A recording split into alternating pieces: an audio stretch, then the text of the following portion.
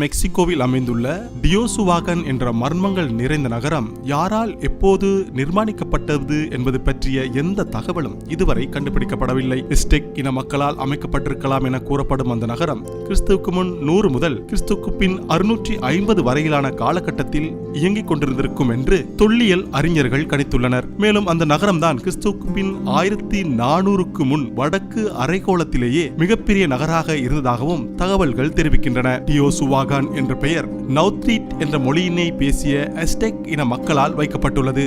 அந்த பெயருக்கு கடவுளின் பிறப்பிடம் என்று பொருள் என்பது குறிப்பிடத்தக்கது. அந்த பெயருக்கான காரணம் என்னவெனில், அஸ்டெக் இன மக்கள் கடவுள்கள் அந்த நகரத்தில் தான் பேரண்டத்தை படைத்ததாக நம்புகின்றனர். மேலும் அந்த நகரில் எண்ணற்ற குடியிருப்பு பகுதிகளும் எகிப்தில் உள்ள பிரமிட்டுகளை போன்ற பல ஆயிரக்கணக்கான பிரமிட்டுகளும் அமைந்துள்ளது குறிப்பிடத்தக்கது. கோயில்களை பொறுத்தவரை சூரியன் மற்றும் சந்திரனுக்கு அமைக்கப்பட்டுள்ளதாக தெரிகிறது. கடவுளுக்கான கோயில்களாக அமைந்துள்ள பிரமிட்டுகளை தொல்லியல் நிபுணர்கள் ஆராய்ச்சி செய்த போது ஏராளமான உயிர் பலிகள் கொடுக்கப்பட்டது தெரிய வந்துள்ளது. அந்த பலிகள் கோவிலினை கட்டும்போது ஏற்பட்ட தடைகளை விளக்கவும் வெற்றிகரமாக கோயில்களை கட்டி முடிக்கவும் மக்கள் செய்திருக்கலாம் என நிபுணர்கள் தெரிவிக்கின்றனர். அனைத்து விதமான தொழில்களுக்கும் கலைகளுக்கும் முக்கிய நகராக அந்த நகரம் விளங்கியுள்ளது என்பது அதன் கட்டமைப்பில் இருந்து தெரிகிறது. பல ஆண்டுகளாக சிலுமையாக வாழ்ந்து வந்த அந்த நகரத்தின் அழிவு எதனால் ஏற்பட்டது என்ற கேள்விக்கான பதில் இதுவரை கிடைக்கவில்லை. அந்த நகரின் முழு அளவு தெரிந்த போதிலும் மறைந்துள்ள பகுதியில் வெறும் 5% மட்டுமே அறியப்பட்டுள்ளது. 6ஆம் நூற்றாண்டு முதல் 8ஆம் நூற்றாண்டுக்குள் அந்த நகரம் மற்றும் அதன் மக்கள் அழிந்திருக்கலாம் என்று கூறும் நிபுணர்கள் அதன் காரணத்தை மட்டும் தெளிவாக கண்டுபிடிக்கவில்லை. அந்த நகரம் முழுவதும் தீயினால் எரிந்திருக்கலாம் என்று முதலில்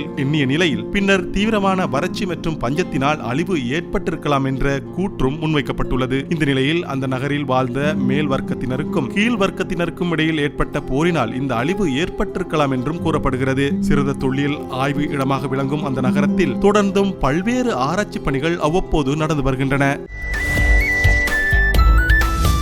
லங்காஸ்ரீ, உலகத் தமிழர்களின் இதய துடிப்பு.